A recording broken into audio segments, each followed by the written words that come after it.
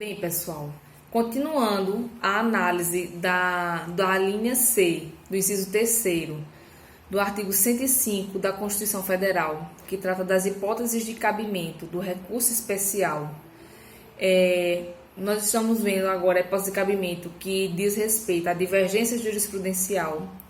O que faltou falarmos foi sobre o que é o confronto ou cotejo analítico. Dentro dessa hipótese de cabimento, o confronto e o cotejo analítico que ocorre entre o acórdão recorrido e o acórdão paradigma é justamente a necessidade de se demonstrar dentro da petição do recurso especial que existe uma diferença, certo, de jurisprudência, de decisão, de fundamentação entre o acórdão paradigma e o acórdão recorrido, ou seja, o acórdão que eu pretendo demonstrar que está correto e o acórdão que me foi desfavorável, que eu estou recorrendo e que eu quero demonstrar que está errado. E tem que demonstrar necessariamente a diferença entre os dois. Então, esse chamado distinguish, o que é o distinguish? Eu consegui demonstrar a diferença entre essas duas decisões judiciais. Eu tenho que demonstrar ao STJ que existe diferença de fundamentação entre o acórdão que eu estou recorrendo e o acórdão paradigma, certo? Isso é indispensável. Se eu apenas colocar na petição do meu recurso especial as ementas e os repositórios e a fonte da jurisprudência, de nada vai adiantar. Não adianta eu colocar no meu tópico do método recursal, dizer o acórdão recorrido que foi proferido pelo Tribunal de Justiça de Pernambuco é completamente diferente das decisões que são proferidas em outro Tribunal de Justiça. Aí, 2 pontos. Apenas copio e colo as decisões judiciais e não demonstro, através de argumentação jurídica, a diferença. Então, existe essa obrigação, essa necessidade. Se o recorrente efetivamente não fizer esse distinguish, essa diferenciação e sua fundamentação no método do recurso, nas razões recursais, esse recurso especial provavelmente vai ser inadmitido, certo? Porque não atendeu a esse requisito de admissibilidade específico dessa hipótese de cabimento, que é justamente o cotejo analítico, certo? Ou o confronto analítico. A gente pode observar isso na previsão do artigo 1029 do Código de Processo Civil, em seu parágrafo 1º, que diz que deve-se, em qualquer caso, mencionar as circunstâncias que identifiquem ou assemelhem os casos confrontados. Ou seja, eu tenho que mostrar exatamente que as questões fáticas são idênticas, são semelhantes, certo? Que o mesmo que aconteceu faticamente falando na minha causa é o mesmo que aconteceu faticamente nas causas das decisões paradigmas. E tem que demonstrar a diferença de julgado entre a decisão proferida que eu estou recorrendo e as demais decisões, certo? Então, tenham sempre isso em mente. Se for entrar com recurso especial, com base na linha C do inciso 3º do artigo 105 da Constituição, que fala da hipótese de cabimento por divergência jurisprudencial, é necessário, primeiro, eu argumentar juridicamente, demonstrando a identidade e semelhança entre as questões fáticas e a diferenciação de julgamento nas fundamentações jurídicas, certo? Entre o acórdão paradigma e o acórdão recorrido. Sem isso, efetivamente, seu recurso especial vai estar fadado ao fracasso. E aí, terminando de analisar as hipóteses de cabimento do recurso especial previsto na Constituição, nós vamos analisar agora a possibilidade de conversão do recurso especial em recurso extraordinário. Quando a gente começa a ler os artigos referentes a esses 2 recursos previstos no Código de Processo Civil, nós verificamos a possibilidade do trânsito livre entre esses recursos no STF e no STJ. E o que eu quero dizer com isso? Eu quero dizer que existe a possibilidade clara de, se eu entrar com recurso especial, mas ser verificado que é o caso de se interpor um recurso extraordinário, pode ser convertido esse recurso especial em extraordinário. Da mesma forma, se eu entrar erroneamente com recurso extraordinário, mas na verdade ocorreu uma ofensa a um ato normativo infraconstitucional federal, converte o recurso extraordinário em recurso especial. E essa previsão do Código de Processo Civil, ela garante e dá assim, maior força aos princípios da fungibilidade, certo? A gente já viu que é o princípio da fungibilidade. Nós vimos que com o princípio da fungibilidade eu posso interpor um recurso que eu acredito que é o recurso correto, mas verificando-se que ele atende aos requisitos do recurso que deveria ter sido interposto, não ocorrendo um erro grosseiro, né? E havendo a possibilidade dessa conversão, eu posso converter aquele recurso errado no recurso correto, certo? Então, esse é o atendimento do princípio da fungibilidade. E atende-se também à primazia da decisão de mérito, porque se eu verifico que aquele não é caso de recurso especial, mas de extraordinário, e se eu parar aquele recurso por ali, o que é que eu vou dar? Eu não vou dar uma decisão de mérito. Eu vou dar uma decisão meramente formal, de formalidade, dizendo que aquele recurso é o recurso errado e, por aquele motivo, eu não conheço do recurso. Então, não vou analisar o mérito. E o que se quer, efetivamente, é que exista a análise meritória, porque aí vai gerar novas e novas demandas, certo? Sobre aquela mesma matéria que não analisou efetivamente o mérito da demanda. E também para que se chegue à satisfação das partes que buscam o judiciário para satisfazer uma necessidade de direito material. Então, não obstante dever ser feita a análise e a observância das regras procedimentais dentro de uma lógica doutrinária do garantismo processual, certo? Existe a previsão e é interessante que se preserve e dê primazia à decisão de mérito, porque aí você efetivamente resolve o litígio, certo? E também dá primazia e efetividade ao princípio da cooperação, certo? O Poder Judiciário aí cooperando com as partes. E aí vamos ler o artigo 1032, que trata dessa hipótese. O artigo 1032 do Código de Processo Civil prevê: se o relator, no Superior Tribunal de Justiça, entender que o recurso especial ele versa sobre questão constitucional, deverá conceder prazo de 15 dias para que o recorrente demonstre a existência de repercussão geral e se manifeste sobre a questão constitucional. Então, se o relator do recurso especial ele verificar que é um caso de ofensa a uma questão, a um artigo da Constituição Federal, existe uma questão constitucional subjacente e não infraconstitucional, então o que é que ele vai fazer? Ele intima o recorrente, dá a ele o prazo de 15 dias para que ele coloque na sua petição, né, ele preveja ou desenvolva a repercussão geral. Por quê?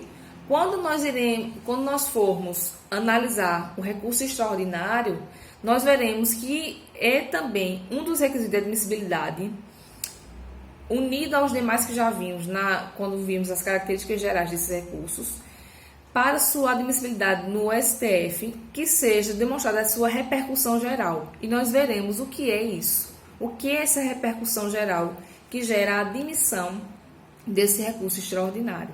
Então, como exige esse requisito de admissibilidade, antes de remeter efetivamente o recurso especial convertido em extraordinário para o STF, dá à parte recorrente o direito de demonstrar essa repercussão geral, dentro do prazo de 15 dias. E aí, vai ser intimado novamente o recorrido, para que também no prazo de 15 dias ele contrarrazoe o recurso após a sua modificação com a inclusão da repercussão geral, e depois ele será remetido para o STF. E aí o parágrafo único vem dizer: cumprida a diligência de que trata o caput, o relator remeterá o recurso ao Supremo Tribunal Federal, que em juízo de admissibilidade poderá devolvê-lo ao Superior Tribunal de Justiça. Então, o que é que esse parágrafo único está querendo nos dizer? O STJ recebe o recurso especial, ou melhor, analisa a petição de recurso especial e verifica, não, isso tem uma questão constitucional.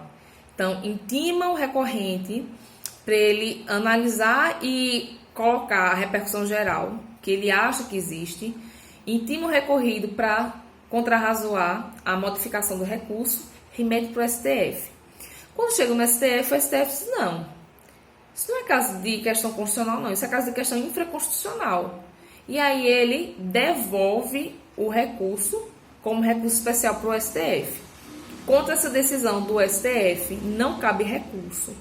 E o STJ fica aí obrigado a analisar e julgar o recurso interposto.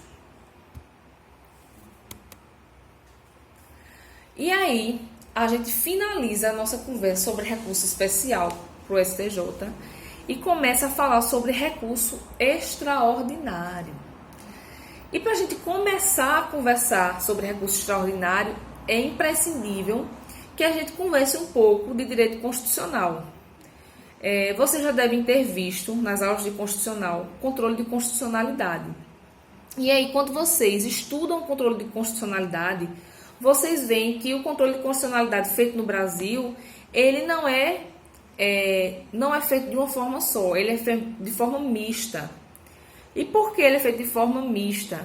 Porque ele pode ser feito de forma abstrata ou concentrada, e ele pode ser feito através do controle difuso, certo? Ou concreto, certo? Concreto ou difuso.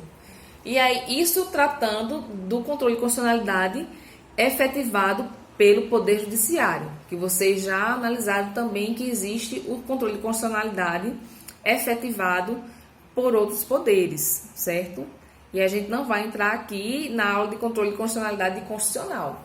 Mas só para a gente revisitar essa temática e esses conceitos, é interessante que a gente reviva esses conceitos de controle concentrado, certo? E de controle difuso, efetuados pelo Poder Judiciário. Quando eu falo em controle abstrato ou concentrado, eu estou falando em um controle feito efetivamente pelo Supremo Tribunal Federal, em que a demanda judicial ela é especificamente para discutir uma violação à Constituição Federal, certo? São as demandas abstratas, aquelas demandas objetivas, em que se diz que não existem, na verdade, partes. Por quê? Porque o maior interesse ali é resguardar um dispositivo constitucional que está sendo violado por algum ato. Seja um ato, um ato normativo, um ato legislativo de uma legislação infraconstitucional.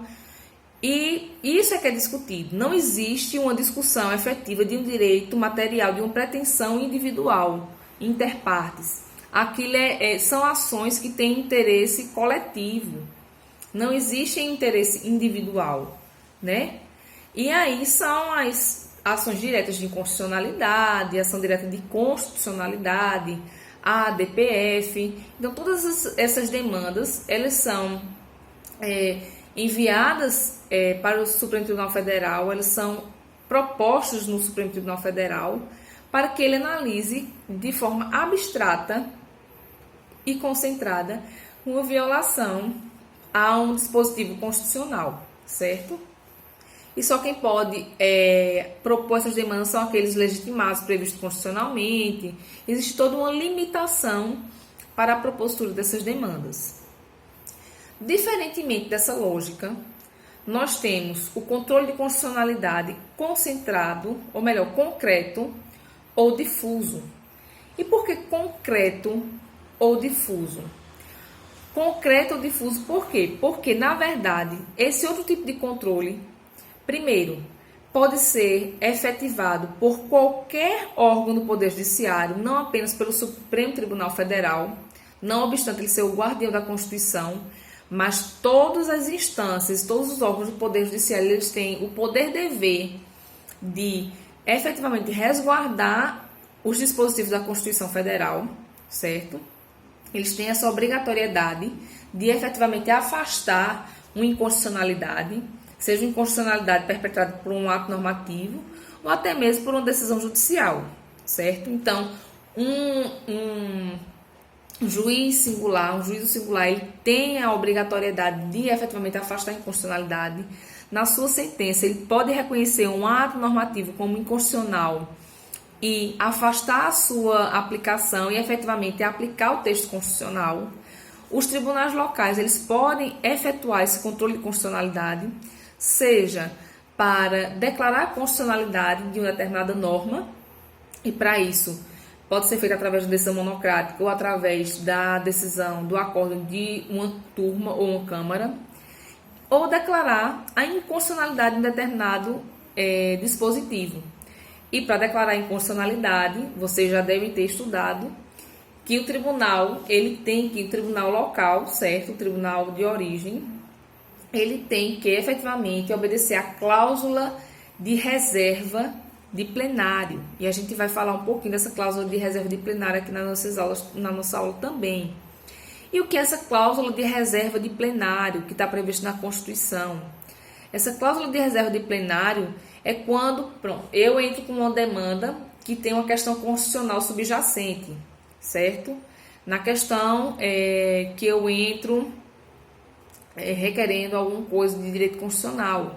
E aí, eu perco na sentença e entro com apelação.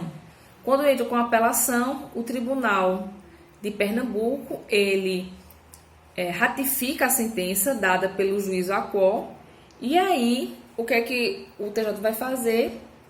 Ele vai declarar a inconstitucionalidade de uma determinada legislação que eu estou querendo a sua aplicação, para afastar e dizer que ela não se aplica, que se aplicaria efetivamente a norma constitucional que não resguarda aquela legislação infraconstitucional que eu quero que seja aplicada. Mas quando chega no tribunal, o tribunal, verificando que existe uma discussão de constitucionalidade e inconstitucionalidade de um ato normativo, ele não pode, através da sua turma ou câmara, declarar essa inconstitucionalidade para poder julgar o caso concreto em si. E o que é que ele tem que fazer para obedecer os ditames constitucionais? Se existe uma demanda concreta em que, subjacente a ela, existe uma discussão de constitucionalidade e inconstitucionalidade de um ato normativo, suspende-se o julgamento na Câmara e envia aquela questão para o órgão especial do tribunal ou o seu plenário. Somente o órgão especial ou o órgão ou o plenário do tribunal é que podem efetivamente declarar a inconstitucionalidade de um ato normativo. Declarada a inconstitucionalidade desse ato normativo por esse órgão especial ou plenário, devolve-se essa decisão para a Câmara e a Câmara, com aquela decisão, vai julgar o caso concreto, certo? Essa exigência, não obstante existisse a regra geral, temos como exceção quando o próprio plenário ou o próprio órgão especial do tribunal ele já decidiu aquela demanda, já entendeu pela inconstitucionalidade, e aí, no caso, a Câmara ela pode já adotar aquela jurisprudência e declarar a inconstitucionalidade, porque o órgão especial ou plenário já se manifestou sobre aquilo, ou quando já existia uma decisão pacificada no Supremo Tribunal Federal sobre aquela questão, que aquela norma é efetivamente inconstitucional, através da aplicação erga omnes das suas decisões em controle de constitucionalidade, certo? Mas continuando aqui, o controle concreto ou difuso é justamente o controle de constitucionalidade que ocorre nessas várias instâncias do Poder Judiciário, pelo juízo singular, pelo tribunal local e, efetivamente, pelo Supremo Tribunal Federal, certo? Então, é um controle que não é feito apenas pela Corte Constitucional Brasileira e também, efetivamente, por ela. Só que qual a diferença, além desse tipo de demanda para o controle abstrato ou concentrado? É porque no controle abstrato ou concentrado, Não obstante haver interesses pessoais naquela discussão, a demanda em si, ela não trata de nenhum interesse pessoal. Ela trata apenas sobre a aplicação de um ato normativo e se aquele ato é ou não inconstitucional, certo? Essa é a discussão da demanda do ADIM, do ADC. Diferentemente disso, no recurso extraordinário, ele advém de uma demanda concreta, em que eu entro com a ação discutindo o direito à saúde, discutindo uma questão ambiental, mas que existe um caso concreto, que existe uma demanda pessoal, individual, existe interesse e é uma demanda interpartes. Então, nessas demandas individuais mesmo, no cotidiano que a gente vê todos os dias, né? Que vai subindo com apelação, perde no tribunal e aí eu entro com recurso extraordinário no Supremo Tribunal Federal para discutir aquela questão constitucional, mas na verdade querendo que me seja entregue o bem da vida discutido na ação individual, certo? Então, esse é o bojo do controle concentrado, ou melhor, concreto ou difuso, certo? E aí a gente vê que o recurso extraordinário, em regra, ele vai ter uma decisão interpartes, certo?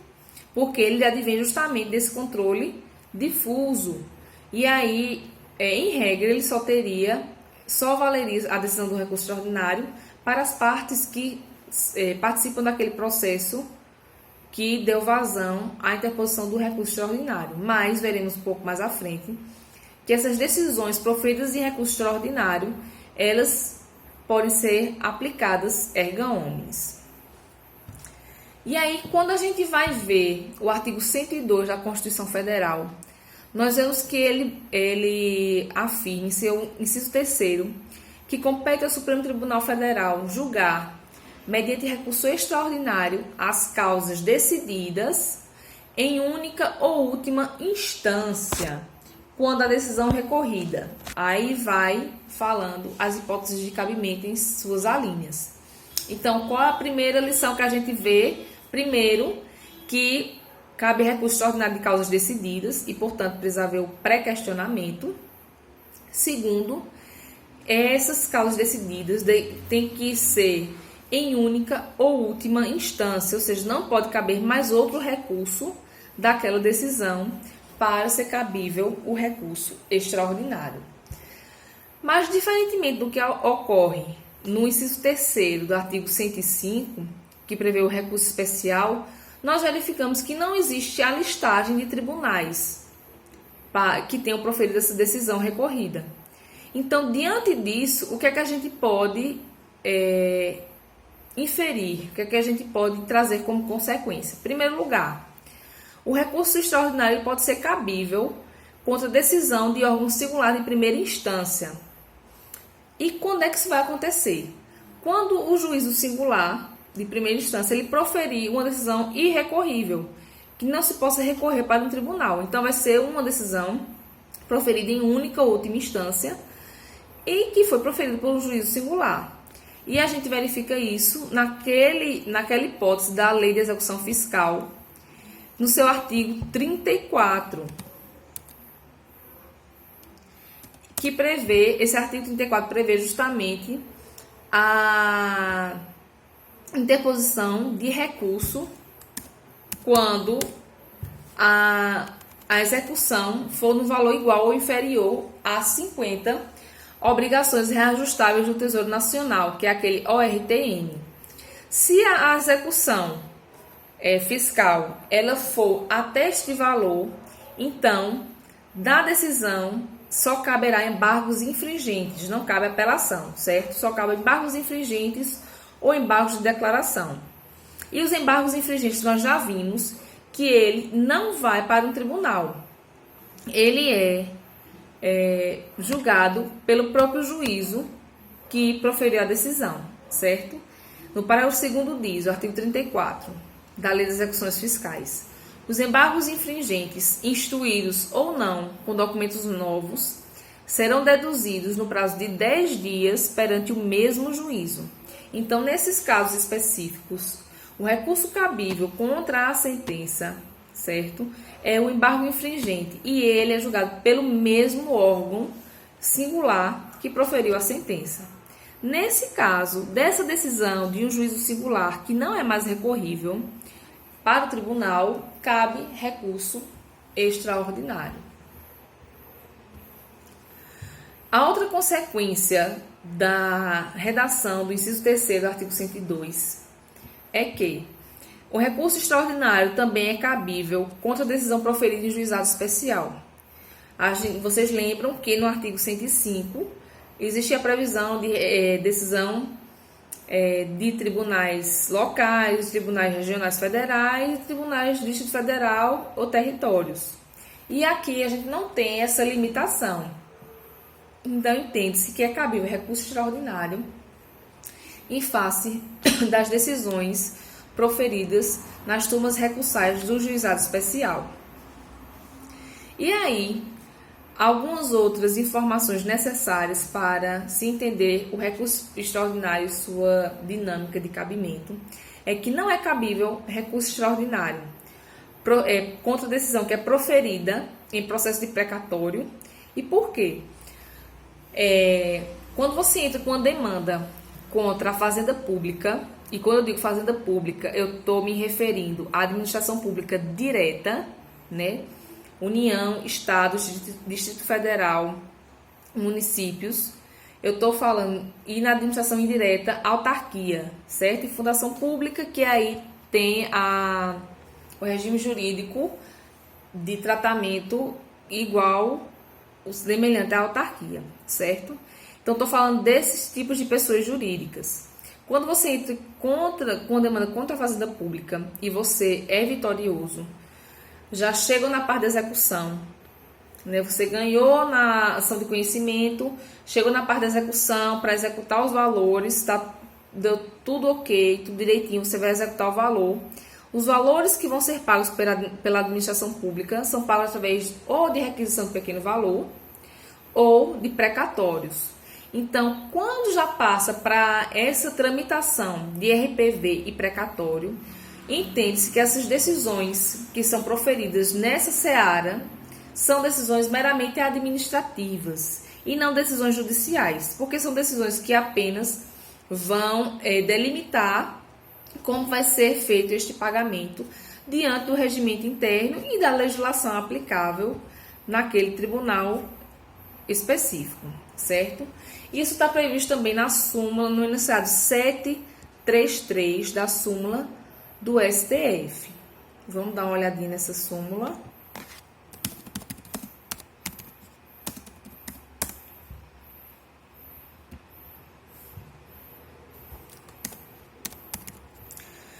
O enunciado 733 diz: não cabe recurso extraordinário contra a decisão proferida no processamento de precatórios. Não vai ser cabível também recurso extraordinário contra acórdão que defere liminar. E por quê? Porque o acórdão que defere liminar não é uma decisão definitiva. Vamos supor o seguinte: você entrou com um agravo de instrumento, certo? E que essa decisão interlocutória que ensejou o agravo de instrumento é uma decisão que tem uma questão constitucional sendo discutida ali. E você pediu que fosse concedido uma medida liminar nesse agravo de instrumento para lhe conceder o efeito suspensivo. E aí, o relator, ele não confere o efeito suspensivo ao seu agravo de instrumento. O que é que você vai fazer? Você vai interpor um agravo interno para aquela decisão monocrática do relator ser revista pela Câmara, certo? Pelos demais desembargadores. E aí, daquela decisão da Câmara que deferiu a liminar, digamos que os desembargadores da Câmara analisaram, não, efetivamente é caso de conceder o efeito suspensivo ou qualquer outro tipo de requerimento liminar que foi feito perante a Câmara, certo?